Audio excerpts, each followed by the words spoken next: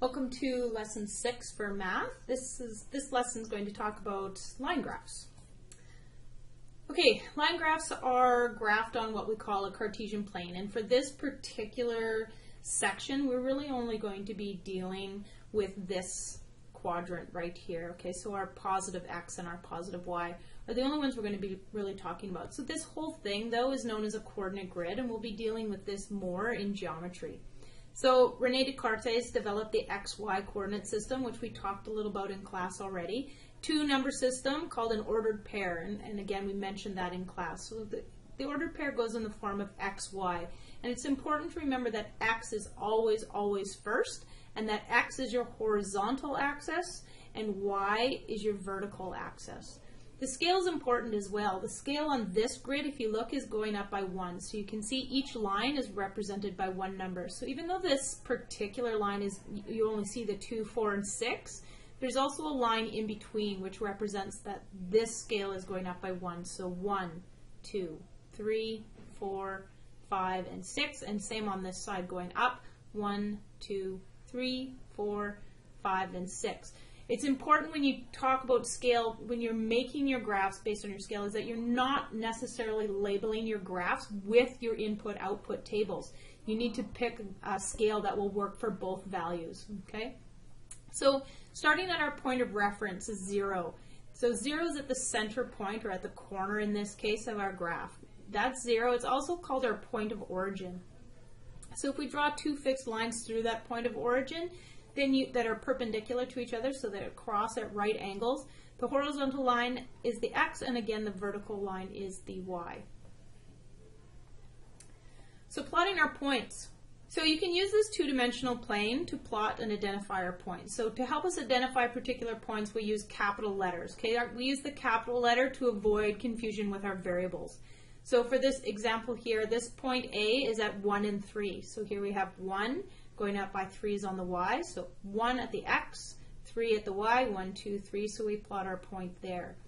This point B is at 4 and 8, so we start at 4 and we count up 8. 1, 2, 3, 4, 5, 6, 7, 8, and our point would be right there.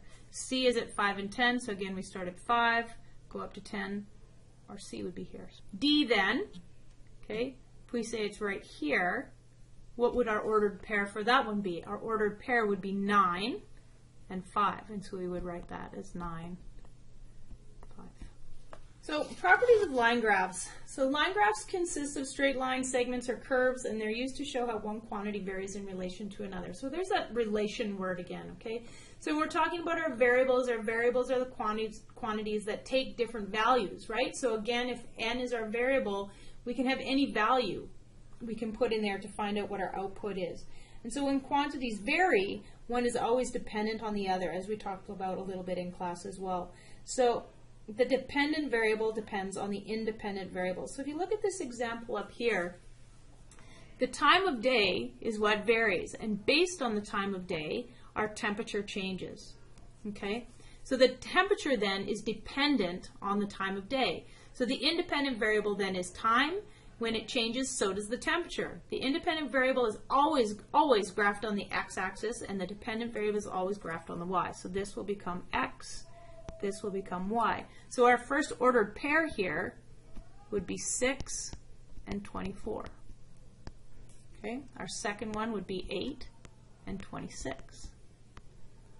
Okay, so if we look at how we've plotted these, so the first one we have 6 and 24. 8 and 26, 10 and 29, 12 noon and 30, 2 p.m. and 31, 4 p.m. and 29, 6 p.m. and 25. So the original points are on there, but we would connect those with a line. And the reason we connect them with the line is because temperature has value all the time. Just because we're going from 6 to 8, we have this increase of temperature here, doesn't mean that there's no value in here. There is. The temperature is continuing to increase in that 2 hours, so we must connect those 2 points with the line. Okay? So linear relations are what we are really going to be looking at in the next couple lessons, and then just interpreting graphs as well. So considering this pattern below, notice that to continue the pattern, 2 more dots needed to be added each time. So here's our geometric pattern with 5 dots. Then we have 7, and then we have 9. So if our figure is number 1 with 5 dots, 2 at 7 dots, 3 at 9 dots, what is our rule going to be? So we're going up by 2's, right? So it's either going to be n plus 2 or 2n something. N plus 2 obviously doesn't work because n is 1, so 1 plus 2 would be 3, not 5. So we have to go to 2n. 2n is 2 times 1 is 2. How do we get to 5? We add 3. Okay, so here we have here. So our equation then is p equals 2n plus 3. So since the number of dots, p, depends on the diagram number of n, we say that n is the independent variable and p is dependent because this value is dependent on this value. The same as we would say this value of 5 is related to this value of 1 because without this 1 we don't have 5.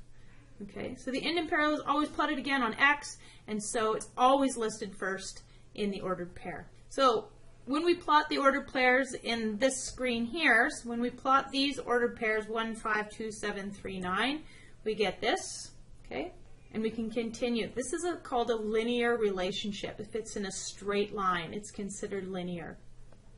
And the points are collinear because they fall along that same straight line.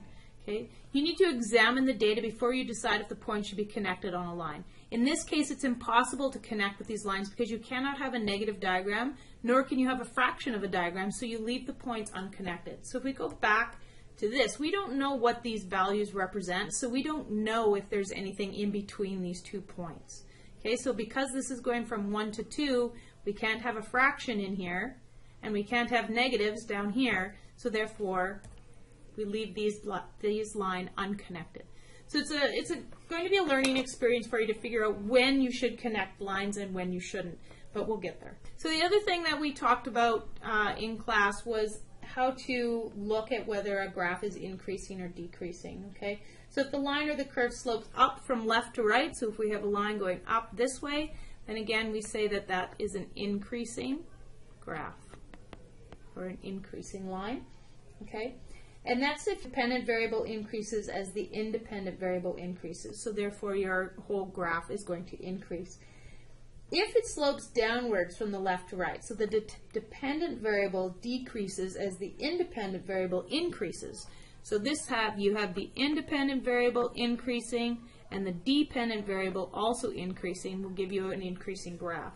If your independent variable is increasing, but your dependent variable is decreasing, then you're going to get a decreasing graph. So if we go back to the example of our temperature graph, we have a graph that increases here, hits this point, and then starts to decrease. So you can have a graph that does both. Okay? So here we have our independent variable is increasing, our dependent variable is increasing until we hit 31 degrees, and then our dependent variable starts to decrease. So from here to here, we have an increasing graph, and then from here to here, we have a decreasing graph. Okay, so next class we're going to take a look at how we interpret these data and estimating from line graphs. Estimating, again, is just taking a list. If we look at this graph and we say, can you estimate the approximate temperature at 11 a.m.? We would look right to this middle section here, look up to here. We know that at 10 a.m. it was 29 degrees and at noon it was 30 degrees, so we could say roughly that at 11 it was 29.5 degrees. And that's just an estimation, right? Or an approximation of a value. So we'll take a look at that next class. Come please with graph paper. You will be using a lot of it.